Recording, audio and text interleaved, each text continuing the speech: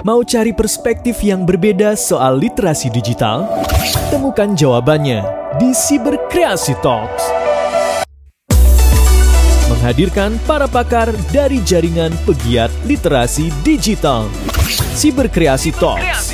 Hanya di kanal Spotify Cyberkreasi dan YouTube Cyberkreasi. Halo semuanya, kalian sedang menyimak podcast Cyberkreasi Talk bersama saya Ronald Surabraja. Seperti biasa, podcast Cyberkreasi Talk ini akan membahas berbagai hal seputar literasi digital di Indonesia. Tentunya saya akan berbincang dengan para pakar di bidangnya. Dan podcast ini bisa disimak di kanal YouTube-nya Cyberkreasi atau di kanal Spotify-nya Cyberkreasi. Jadi mau pilihannya, mau dengar suaranya saja boleh, audio visualnya juga bisa ya. Setidaknya kalau menonton YouTube-nya saya dandan lah, agak gantengan dikit, ada bedakan dikit ya. Gitu. Tapi kalau suaranya mungkin kalau yang di Jakarta dan sekitarnya sudah sering mendengar saya siaran radio. Oke, episode ini kita akan membahas mengenai sebuah fenomena yang sekarang dulu itu yang main mungkin usia remaja, sekarang yang main di level anak-anak pun sudah bisa, yaitu game online. Dulu hanya mereka yang punya konsol yang bisa memainkannya. Sekarang siapapun selama punya gadget, punya kuota, punya wifi di rumahnya bisa memainkan. Ya, ini pengalaman dari anak saya sendiri. Usia 7 tahun sudah sangat piawai memainkan Roblox, ya Minecraft dan teman-temannya pun mungkin itu sebagai salah satu obat mengobati kekangenan mereka bertemu dengan teman-teman yang selama pandemi memang belum pernah berjumpa. Oke, saya akan berbincang mengenai game online yang memang mengasyikkan tapi harus selalu waspada. Saya akan berbincang dengan dosen ilmu komunikasi di Universitas Negeri Yogyakarta dan juga koeditor modul aman bermedia digital. Ada Mas Gilang Jiwana Adhikara, SIKOM MA. Mas Gilang, apa kabar? Halo Mas Ronald, baik sekali. Iya, Halo? ya. Yogyakarta adalah sebuah tempat yang memang selalu bikin saya kangen untuk kembali lagi. Yogyakarta memang istimewa seperti lagunya. Baik, kita akan ngobrol soal game online ya Mas Gilang ya. Siap. Ya, ini supaya yang mendengarkan atau yang menyaksikan bisa kenal dengan Mas Gilang, boleh nih dikasih tahu selain sebagai dosen dan koeditor modul aman bermedia digital, apa saja yang dilakukan seorang Gilang Jiwana Adhikara ini sih? Oke, jadi terima kasih Mas Ronald. Perkenalkan dulu teman-teman semua yang mendengarkan podcast ini. Jadi nama saya Gilang Jiwana Adhikara. Kalau di kampus biasanya dipanggil Mas Gilang gitu. Jadi memang terbiasa akrab dengan Mas. Dan saya juga anggota dari jaringan pegiat jadi jaringan pegiat literasi digital ini adalah Kominfo. Kemudian kami 2017 terbentuk dan saya aktif termasuk kemudian kemarin diminta oleh Kominfo dan Cyberkreasi untuk bikin modul keamanan digital itu. Gitu Mas Ronald. Keren. Oke. Karena membahas mengenai game, saya tanya dulu Mas Gilang gamers bukan? Mantan gamer yang udah tobat. Wah. Jadi iya, bener. Aku pertama kali kenal game itu waktu masih SMP. Apa gamenya dulu? Udah main Counter Strike tuh. Counter Strike. Jadi FPS ya kan. First person shooting. Terus lanjut ke ada Ragnarok, aku juga main sampai terakhir sampai PUBG sampai Mobile Legends aku masih main. Tapi sekarang dengan segala kesibukan udah nggak sempat lagi. Akhirnya ya udahlah mengurangin gamenya, fokus ke kehidupan yang lain. Ceritanya begitu. Berarti kalau PUBG main, Mobile Legends main, berarti tobatnya baru-baru aja dong. Ya barusan setahun ini sih kira-kira, jadi belum lama-lama banget. Oke, sebelumnya saya mau tanya dulu, sebetulnya nikmatnya bermain game apa karena sampai ada orang yang adiktif, bahkan sampai ya bisa dibilang lupa segalanya. Jika memang itu jadi mata pencarian, minimal ada penghasilan. Nah ini ada yang sampai bahkan hilang uang sampai jutaan gitu loh, demi hobi ini. Gimana tuh Mas? Nikmatnya apa sih? Aku sih nggak ngerti. Jadi begini, ada istilah gini, homo ludens, ini adalah konsep yang dikemukakan oleh Huizinga ya. Manusia bermain ya. Jadi manusia itu adalah makhluk bermain. Bermain itu dalam setiap budaya itu ada. Betul. Gitu. Kenapa kok orang suka bermain? Karena ada fun di sana. Ada persaingan, ada kebanggaan kalau berhasil menang, ada kepuasan yang muncul. Nah ini yang sebenarnya muncul dari permainan game. Kenapa kok benar ada yang adiksi? Ya karena mereka kemudian merasa di situ mereka dapat dunianya tuh, tertantang terus untuk kemudian bisa nge-push supaya mereka bisa jadi terbaik di dunia game tersebut. Itu yang kemudian jadi banyak sekali sekarang orang yang suka sekali sama game. Oke, nah Dulu kita kalau bermain game harus punya konsolnya yang harganya tidak murah. Termasuk saya dulu awal-awal kenal game ya nebeng ke teman yang kaya. Terus ada rental, tetap keluar uang. Ya, sekarang game online masif banget. Selama punya gadget, meskipun itu hanya HP Android 1 jutaan, selama punya kuota kamu bisa bermain game. Usia sekarang sudah semakin muda anak-anak bermain game. Yes. Ini fenomena seperti ini sebetulnya apa nih Mas? Fenomena yang baik karena artinya sudah pada melek digital, anak-anak muda atau anak-anak kecil bahkan, atau sesuatu yang mesti harus diwaspadai Mas? Oke. Apa kok sekarang begitu mudah ya, kita bicara karena sekarang teknologinya sudah mendukung untuk itu. Zaman dulu untuk bisa main game memang harus lewat konsol gitu kan, tapi sekarang kan smartphone kita udah canggih gitu. Dan ini memang jadi fenomena yang global sebenarnya, nggak cuma di Indonesia. Bahkan kalau kita lihat data nih ya Mas Ronald, 94,5% pengguna internet di Indonesia itu pakai buat main game. 94,5%? Ya, hampir 100% dari total pengguna internet Indonesia. Aku yang 6% berarti yang gak main game. Minoritas ya. Aku minoritas. Makanya, dan dari data itu, dari 94,5%, 88,9%-nya itu pakai smartphone buat main game. Oke. Jadi memang kemudian ketika teknologi smartphone semakin canggih, kemudian ekosistemnya hidup dengan berbagai macam game yang didevelop khusus untuk smartphone, jadi sekarang semua orang bisa mengakses game dengan cara yang murah. Ya, nah, kalau kita ngomong murah, kita jadi bicara juga soal tren industri game sekarang nih. Kenapa sih kok sekarang banyak game-game yang free to play, yang gratis buat dimainkan gitu kan? Ya karena supaya itu semua orang bisa main game secara gratis dalam tanda kutip. Karena sebenarnya kalau kita mau ada beberapa item in game yang kemudian kalau kita mau karakter kita lebih jago gitu, harus beli, bayar pakai duit beneran gitu kan. Nah, ini yang kemudian jadi triknya ada di situ tuh. Nah, dengan game yang kemudian gratis, smartphone-nya bahkan nggak harus smartphone bagus, smartphone kentang aja sebenarnya bisa gitu kan, kasarnya kayak gitu. Sekarang akhirnya semua orang bisa gitu buat main game. Betul. Nah, jadi begitu kira-kira yang menjelaskan kenapa kok sekarang banyak yang pakai. Masalahnya banyak anak yang nggak ngerti ya. Disangkanya beli item tuh nggak perlu pakai uang betulan. Itu uang betulan tahu, uang bapakmu. Ya, nah benar-benar.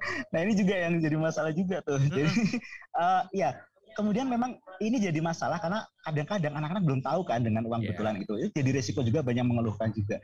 Dan akhirnya banyak juga tuh orang tua yang akhirnya mengeluh kok tiba-tiba bocor kredit cardnya, oh ternyata kepakai buat anaknya buat beli uang game gitu kan. Itu yang banyak sekali kejadian. Seperti yang kemarin viral ada orang tua marah-marah ke penjual penunggu minimarket itu loh. Ada anaknya beli voucher game gitu kan ya. Oh itu sampai rame ya. Oke, tapi bener. Kesannya game online itu jelek semua, padahal saya yakin ada kelebihannya.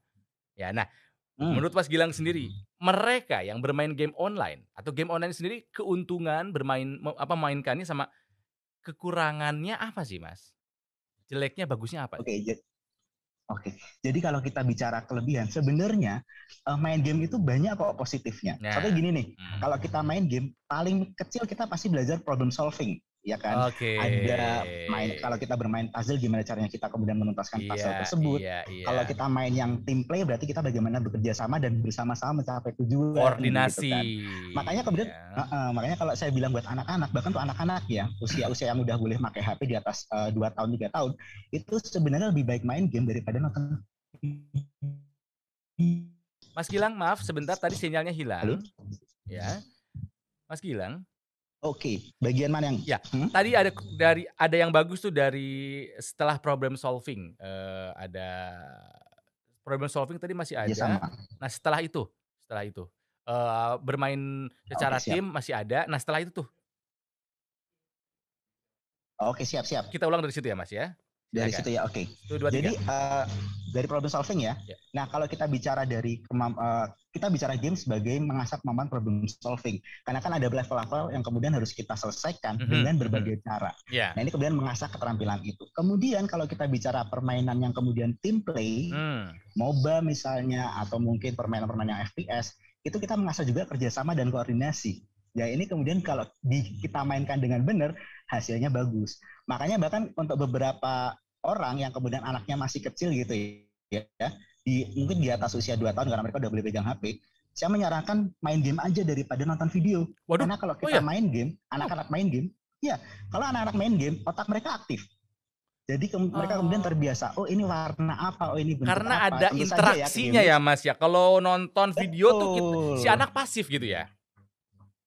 Betul, kalau kita nonton video kan cuma tiduran aja, diem aja gitu kan. Tapi kalau game kan dia kemudian dipaksa untuk problem solving juga tuh. Tentu saja gamenya yang sesuai dengan anak ya. Jadi kita pilihkan juga tuh game-game buat anak yang kira-kira aman buat mereka mainkan. Itu Mas Ronald. Wah, ini sisi yang saya baru tersadarkan ya. Anak-anak lebih baik bermain game daripada pasif hanya menonton saja. Oke, masih banyak yang ingin saya tanyakan karena saya juga adalah orang tua yang punya anak dan anaknya memang senang bermain game. Meskipun saya sangat membatasi screen time-nya hanya di weekend. Jadi, saya akan kembali berbincang dengan Mas Gilang saat lagi. Tetaplah di podcast Siberkreasi Talk. Siberkreasi Talk. Kembali lagi bersama saya Ronald Surapraja di podcast Siberkreasi Talk. Masih berbincang dengan Mas Gilang Jiwana Adhikara, dosen ilmu komunikasi di UNY Yogyakarta tentang game online. Memang mengasihkan, tapi kita harus selalu waspada. Beliau ini adalah mantan gamer papan atas, mantan gamer berat yang sekarang sudah tobat 1 tahun terakhir karena fokus untuk kehidupan berakademisi saja, gitu kan ya Mas ya? Nah, bener Mas. Meskipun saya tidak bermain game, saya bukan gamer, dari dulu saya bukan gamer. Tapi saya mengamati dan mengawasi minimal yang anak saya mainkan. Ya, anak saya yang 11 tahun paling tinggi dia itu hanya main Minecraft. Ya, jadi teman-temannya sih mainnya udah macam-macam, Mobile Legend, Dota, PUBG, League of Legends dan lain sebagainya. Karena masih WFH, ya, saya bisa mengawasi anak-anak saya gitu kan. Nah, pertanyaannya adalah harusnya kan games itu ada rating. Mas Gilang sendiri melihat di Indonesia peduli nggak sama rating? Apa anaknya mungkin nggak tahu, orang tuanya nih Mas Gilang. Gimana pengamatanmu? Oke, ini fenomena yang sampai sekarang di Indonesia masih terjadi. Jadi orang tua di Indonesia itu masih bodoh amat dengan rating. Nah, tuh. Makanya itu yang jadi masalah. Jadi kenapa kok aku masih sering nemu nih ada anak-anak mainnya GTA gitu kan. Waduh. Masih usia SD udah main GTA itu kan. Waduh, wah, GTA itu udah gila. M tuh kalau di SRB kan. Kok masih boleh main GTA sih gitu. Nah, ini kemudian jadi sering sekali kejadian semacam ini di Indonesia karena dia masih dianggap sebagai permainan anak-anak. Video game ini dianggap permainan anak-anak. Dan ini yang seharusnya kita harus segera mulai sadar, nggak semua game buat anak-anak. Ada game yang kemudian memang buat anak-anak, ada game yang buat orang dewasa. Jadi kan kalau kita bicara rating nih, Mas Ronald kan ada di Indonesia ada IGRS, ada Indonesian Game Rating System tuh. Mereka punya klasifikasi, ada 3+, 7+, 13+, 18+, dan SU. Kalau yang internasional kita punya ISRB, ada Entertainment Software Rating Board. Itu kan ada buat everyone, kemudian early childhood, ada yang buat mature, ada yang buat adult gitu kan. Nah, Play Store bahkan juga ada tuh di Play Store. Itu kan ada yang rating 3, 7, 12, 16, 18. Yeah. Nah, dari berapa kali aku nanya nih sama orang tua, mereka nggak sadar kalau rating itu ada. Jadi mereka taunya kalau ada game ya itu buat anak. Ya udah buat anak aja. Dan ini yang apapun gamenya kasih aja, beli-beliin aja gitu ya. Gamenya mungkin penuh kekerasan. Iya benar. Jadi semacam itu. Iya, karena kalau misalnya kita cermati games yang buat dewasa, itu kan ada violence, ada nudity, bahkan ada substance, penggunaan substance ya, zat-zat terlarang sampai ke alkohol. Bahkan tindakan kriminalitas seperti yang tadi Mas Gilang bilang kayak di GTA San Andreas gitu kan ya. GTA ya. Jadi sebetulnya ini teman-teman harus tahu nih, apalagi yang punya anak nih ya, tidak semua game buat anak-anak sama seperti tidak semua film kartun buat anak-anak. Gitu loh. Bener banget. Ya kayak film South Park, Family Guy, hell no man, itu bukan buat anak, gila itu kasar isinya. Nah ini harusnya apa nih Mas? Maksudnya rating udah ada, apakah si penjual gamenya itu yang harus mengawasi? Jadi seperti rokok gitu, tidak menjual di anak usia 18 tahun. Tapi susah juga kayaknya Mas kalau gitu ya. Susah banget kalau kayak gitu. Sebenarnya kalau ini memang kembalinya ke peran orang tua. Nah. Karena bagaimanapun kalau kita bicara hukum nih ya, kan kalau di Indonesia di bawah 18 tahun masih masuk anak-anak. Kalau dia masih masuk anak-anak, berarti orang tua harus punya andil besar dalam mendampingi lah. Jadi jangan kemudian anaknya dilepasin aja. Jadi orang tua yang kemudian harus proaktif. Sama juga kan kayak acara-acara di TV juga sebenarnya ada ratingnya, tapi kan kadang-kadang orang tua juga bodo amat lah gitu. Yang penting anakku anteng gitu kan, diem aja, tenang dan sebagainya. Nah ini kadang-kadang jadi salah kaprah. Makanya kemudian kalau kita bicara kalau saya ngomong nih soal literasi game, orang tua yang kemudian harus banyak belajar juga. Jangan cuma anak yang belajar soal game terus begitu. Orang tua juga harus paham, ada game yang begini, ada game yang begitu, gitu. Kalau misalnya orang tua menemani anak bermain game atau main game bareng, bagus nggak tuh? Itu bagus tuh malahan. Itu malah disarankan. Jadi kalau kita bicara main game ya, kenapa kok orang tua sebaiknya bisa mendampingi? Karena kadang-kadang kita bicara interaksi dalam game. Nah, interaksi dalam game ini yang kadang-kadang nggak bisa dikontrol lewat rating. Contoh nih, kalau lagi main MOBA kan tiba-tiba ada player bisa komunikasi, terus ada yang toxic tuh, maki-maki, ngumpat, dan sebagainya. Betul. Nah ini kan bahaya itu kan. Bahkan di Roblox juga ada sebagian yang toxic kayak gitu. Makanya orang tua harus bisa mendampingi di sana. Main game bareng itu malah bagus. Apalagi kalau kemudian main gamenya satu tim ya, atau mungkin malah lawanan tuh dengan anak. It's good, karena kemudian di situ juga kita bisa bonding antara orang tua dan anak. Gitu. Jadi positifnya malah lebih banyak kalau kemudian orang tua mau mendampingi anaknya buat bermain game. Ya ini meskipun saya nggak main game, cuman demi menemani anak, ya udah saya bikin akun gitu kan ya. Seperti Among Us, lucu gemes, tapi kan tuh bunuh-bunuhan gitu loh Mas. Bagus tuh. Ya. Wah. Cuman daripada mereka main gimana gitu. Tapi bener-bener lucu sebenarnya. Lucu karakternya, tapi daripada mereka bermain dengan stranger, ya udah main sama bapak kamu deh, sama ibu kamu deh, gitu loh. Iya benar. Jadi yang kami lakukan udah bagus ya Mas ya. Menemani anak main tuh bagus sebetulnya ya. Bagus, disarankan banget tuh. Oke. Nah, Mas ini kan juga aktif nih di komunikasi literasi digital gitu ya, Mas Gilang ya. Sebetulnya pernah ada melakukan semacam survei nggak sih atau penelitian nggak sih tentang game online? Karena kami takut pengaruh buruk game ini terjadi di kehidupan nyata. Kekerasan yang terjadi di dunia game terjadi di dunia nyata, gitu loh Mas. Oke. Kalau saya sendiri melakukan penelitian belum, tapi kalau kita bicara penelitian soal pengaruh dari violence dalam game ke dalam dunia nyata, memang ada perdebatan nih. Ada yang bilang itu nggak ada hubungannya, ada yang bilang ini ada hubungannya. Tapi memang ya ini masih jadi perdebatan. Ada dua kubu yang kemudian beda pendapat soal riset ini. Tapi kalau kemudian kita bicara secara umum, sebenarnya semua game boleh dimainkan asal sesuai dengan klasifikasi umurnya dan orang tuanya mau mendampingi. Nah, kalau di Japelidi sebenarnya kami juga belum punya ini yang secara spesifik ngomongin penelitian tentang game, tapi kami sudah memiliki beberapa terbitan modul-modul literasi digital yang berkaitan dengan game. Itu bisa diunduh gratis semua di literasidigital.id, dan mudah-mudahan ke depannya kalau nggak ada halangan, kami juga berencana bikin riset tentang game, terutama tentang bagaimana perilaku gamer ketika bermain game. Nah, ini mudah-mudahan mudah-mudahan segera ada hasilnya gitu ya. Ya, karena sekarang game ini bukan hanya dianggap sebagai sarana rekreasi, tapi sudah menjadi mata pencaharian. Kita tahu gamer sekarang uangnya, penghasilannya, endorse-nya, sponsornya gila-gilaan, bahkan kompetisinya pun harinya miliaran ya Mas ya. Sebetulnya ini adalah ini sebetulnya udah jadi industri belum di Indonesia Mas? Nah, Indonesia sayangnya sampai saat ini memang masih lebih banyak sebagai market, sebagai pasar. Tapi kemarin ada berita bagus nih, karena ternyata industri game di Indonesia dapat support gede juga dari pemerintah. Dan ternyata banyak juga kok game produksi Indonesia yang kemudian bisa menembus ke pasar luar negeri.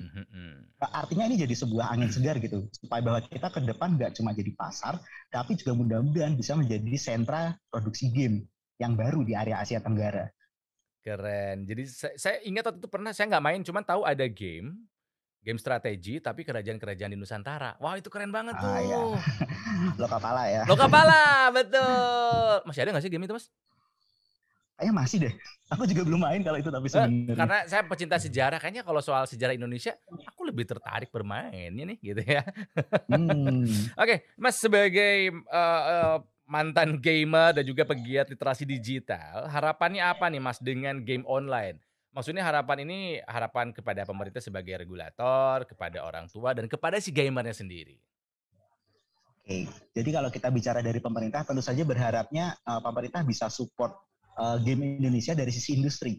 Jadi tadi supaya kita nggak cuma jadi pengguna, kita jadi produsen. Karena ke depan pasar industri ini memang gede-gedean banget tuh. Sekarang aja sudah kelihatan kan betapa mewahnya dengan berbagai macam uang hadiah miliaran. Jadi mudah-mudahan ada support ke depan, kemudian produsen game Indonesia ini jadi yang terbesar di Asia Tenggara. Gitu. Kalau untuk orang tuanya, tentu saja jangan kemudian lepaskan anak buat main game sendiri. Jadi lihat tuh di aplikasi yang dipasang anak ada aplikasi apa aja. Jangan sampai anak usia balita mainnya GTA, itu udah kejauhan tentangnya, kejauhan banget gitu kan. Iya. Dan kalau bisa dampingi juga kalau misalkan main game yang ada interaksi dengan orang asing. Karena kita nggak tahu ya di dunia digital orang asing ini dia baik atau buruk kan kita nggak pernah bisa benar-benar tahu pasti. Jangan sampai mereka kemudian terpapar perilaku toksiknya tuh yang tiba-tiba suka ngumpat, suka marah-marah sendiri. Gitu. Nah orang tua harus andil di situ. Nah untuk gamernya tentu saja kalau kita menjadi gamer ya kita harus bisa mengontrol sendiri. Gini, kadang-kadang ada salah kaprah nih kalau gamer. Semakin banyak nge-game, bayangannya semakin jago. Padahal belum tentu gitu. Gamer pro itu mereka disiplin kok. Mereka tahu kapan mereka harus latihan, kapan mereka harus istirahat. Jadi kalau kita mau nge-game dengan pro ya kita harus kemudian mengikuti bagaimana para profesional ini belajar gitu kan. Jangan kemudian 24 jam, 18 jam nge-game sisanya tidur gitu. Wah, itu udah masuk adiksi gitu. Jangan sampai semacam itu. Jadi kita tetap harus kontrol sendiri, tahu waktu, kemudian jangan berperilaku toksik lah. Bikin game kita jadi menyenangkan. Aku rasa kalau misalnya aku pengalaman ya main MOBA, kalau suportif itu lebih mudah menang sebenarnya daripada kalau kita toksik. Jadi ini yang kemudian kita perilaku juga harus kita jaga banget. Gitu Mas Ronald. Oke, jadi kalau memang misalnya suka nge-game harus tahu batasannya. Dan kalau misalnya memang niat jadi atlet e-sport, atlet apapun nggak ada yang tiap hari latihan terus, pasti ada istirahatnya supaya siap buat bertanding. Karena kalau udah nggak bisa menahan nafsu untuk main terus itu udah adiksi, dan adiksi ya memang harus direhabilitasi ya. Jadi Mas Gilang terima kasih buat bincang-bincangnya. Semoga yang mendengarkan atau yang menyaksikan ini bisa lebih bijaksana bermain game atau mungkin menemani putra-putrinya bermain game ya. Jadi orang tua tolong awasi anaknya bermain game ya. Berikanlah game yang sesuai dengan ratingnya karena itu bisa mempengaruhi psikologis dan juga emosional si anak. Jangan pernah membolehkan anak bermain game yang bukan untuk usianya, apalagi bermain Squid Game. Karena Squid Game itu berbahaya. Itu lagi ngetrend di Netflix sekarang. Mati itu soalnya semuanya. Yang juara hanya satu orang. Jangan ikutan ya, karena itu hanya film ya. Mas Gilang terima kasih. Sampaikan salam buat teman-teman di UNY Yogyakarta sana ya. Thank you banget Mas Ronald. Baik, oke. Teman-teman, saya pamit dulu. Sampai jumpa lagi di podcast Cybercreasi Talk berikutnya. Mau cari perspektif yang berbeda soal literasi digital? Temukan jawabannya di Cybercreasi Talks. Menghadirkan para pakar dari jaringan pegiat literasi digital. Cybercreasi Talks hanya di kanal Spotify Cybercreasi dan YouTube Cybercreasi.